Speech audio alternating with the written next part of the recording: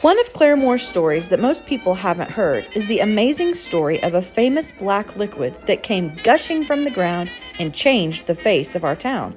A liquid that had nothing to do with oil. The first commercial oil well in Oklahoma was drilled in Chelsea, just north of Claremore. There was a lot of activity in the area after that drilling, with many people wanting to get involved in the oil business. People started drilling for oil all around Claremore, but all they were hitting was a stinky water. And by stinky, the fluid smelled like rotten eggs. George Eaton was one of those individuals who found this rotten egg-smelling water after drilling about 180 feet down. According to legend, Eaton took the foul water and threw it into a nearby stream. A neighborhood dog that had mange jumped into the water. Within a day, the dog was cured.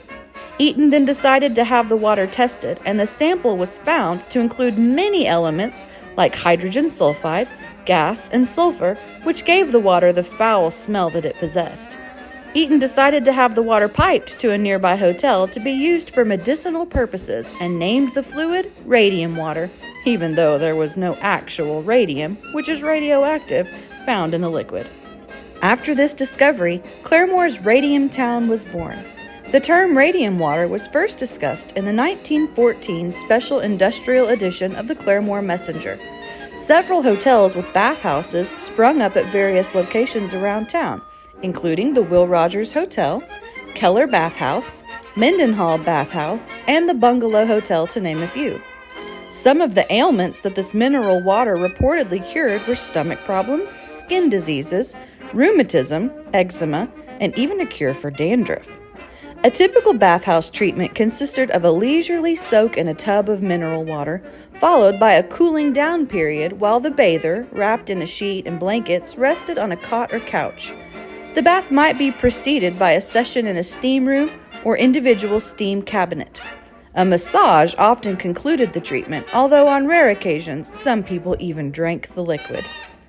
During the early 1920s, concerned citizens decried the lack of publicity for Claremore's radium water, urging town officials to promote more aggressive marketing.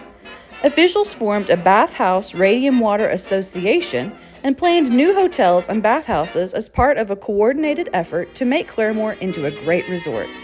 In order to obtain support from oil-rich Tulsa, Claremore raised bonds to construct a hard-surfaced road between the communities, which became part of Route 66, as well as a railway line linking Tulsa with the Iron Mountain Railway, which served Claremore.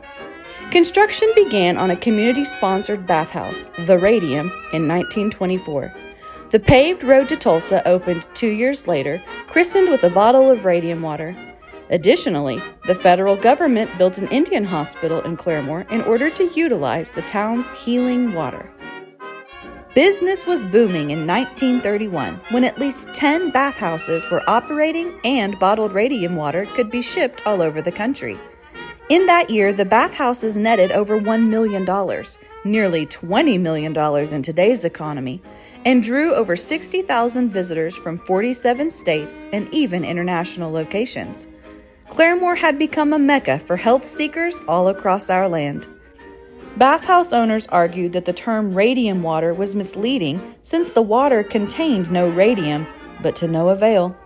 The last bathhouse in Claremore, Hotel Will Rogers, closed its doors in 1990, and the well was capped in 1997.